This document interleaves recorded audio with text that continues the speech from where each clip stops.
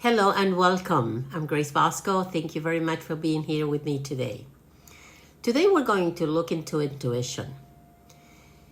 Intuition is the mental faculty that picks up vibration. It acts like an internal antenna, constantly sensing the energy around us, people, places, situations. And while our five senses perceive the physical world, intuition perceive the non-physical world. It's how we just know something without logical explanation. It's that nudge, that whisper, that gut feeling that guides us, not based on reason, but just resonance.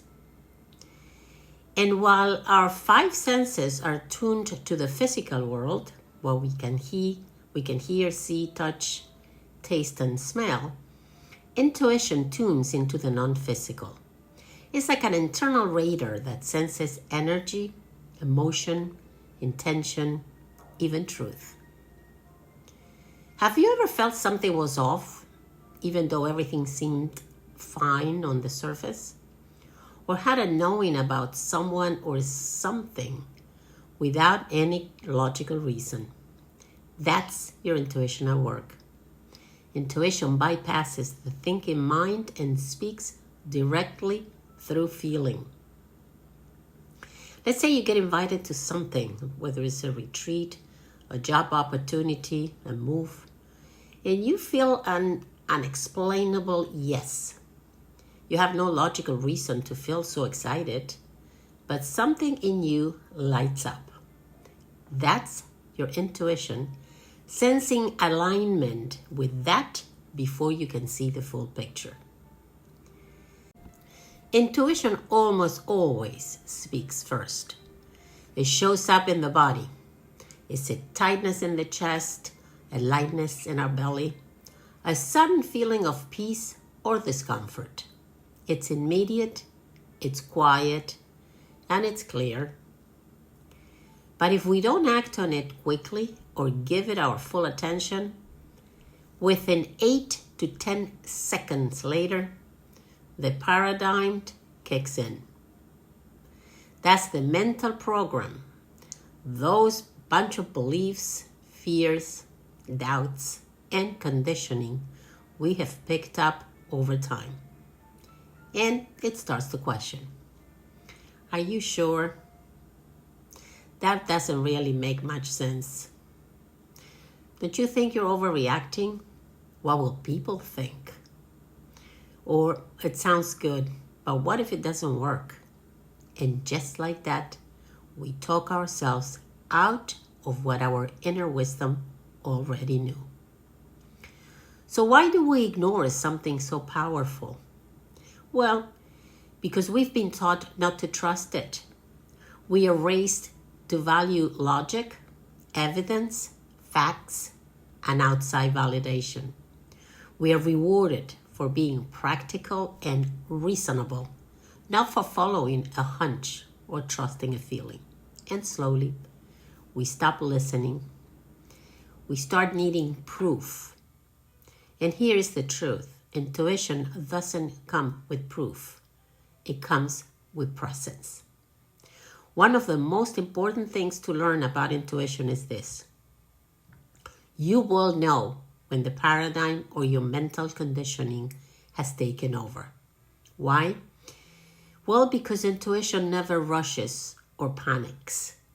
The paradigm does. Your intuition doesn't argue. The paradigm is the one that needs explanation, needs to defend and control. So when you feel that internal shift from calm knowing to noisy overthinking, take a pause because you've just moved from soul to script. You just moved from truth to training. Now, how do we develop intuition? Well, it begins with paying attention. Awareness is the key. We've been saying it all along this podcast. Paying attention not to the noise outside of us, but to the quiet inside. Intuition doesn't shout, it whispers. It shows up as a sensation in the body, a sudden clarity, a pull towards something or away from something. But we often miss it because we are too busy analyzing, second-guessing, or overriding it with logic. The more we pause, the more we notice, and the more we listen, the more we begin to recognize how intuition speaks to us. For some, it comes as a gut feeling. For others, it could be a mental image, a voice, or just a knowing. But the key is, it's always there. We just have to start paying attention. You don't have to force it or figure it out. There is nothing to figure out. We just have to notice. What was I feeling before I made that decision? Did I feel tight or light around that person? Did something inside me say no, even when my mind says yes? That's the practice. The more you pay attention, the more fluent you become in the language of your own intuition. Now, how can we help children develop intuition? That is probably one of the most powerful gifts we can give them. Intuition is their inner compass, natural, quiet, and often overshadowed by logic, rules, or external approval. So here's how we can nurture it in ways that supportive, empowering, and fun. Intuition, believe it or not, can be introduced in a child as early as the ages of 3 to 4 in simple, playful ways. Children are naturally intuitive at a young age. They haven't yet built the mental filters, the self-doubts, or the societal conditioning that often blocks intuitive knowing in us adults. Now, let's see. You can start early, between the ages of 3 to 6, before school starts. Encourage storytelling, drawing, music, dancing, role-playing, and imaginative play, because creativity and intuition share the same pathway. When children create freely, they access the intuitive side naturally. They trust their instincts. If they say, I don't want to go near that person, or this doesn't feel good, please honor it. Our goal at this stage is to normalize inner feelings as important and valid. Between the ages of 7 to 10, usually elementary school, we can start introducing them the idea of inner voice and gut feeling. We want to deepen that intuition.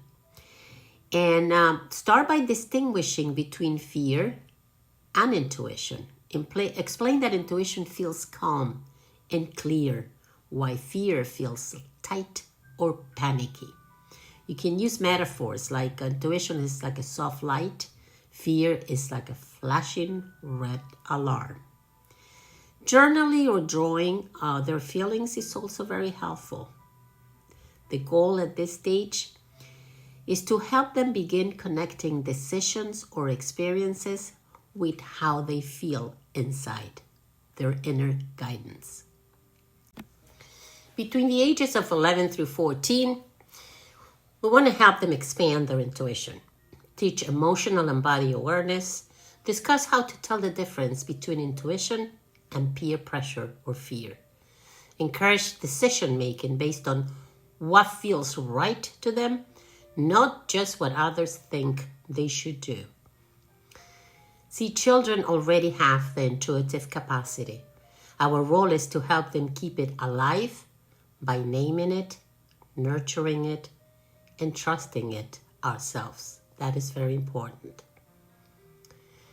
We get caught in the noise of doing, achieving, and proving. The outer world becomes so loud that we can no longer hear the whispers of our soul. So this week, let's make room for stillness. Try this. Let's start small. Before making a small decision, whether it's what to eat, what to wear, who to call, pause. Don't ask, what should I do? Ask what feels right. And then trust what comes.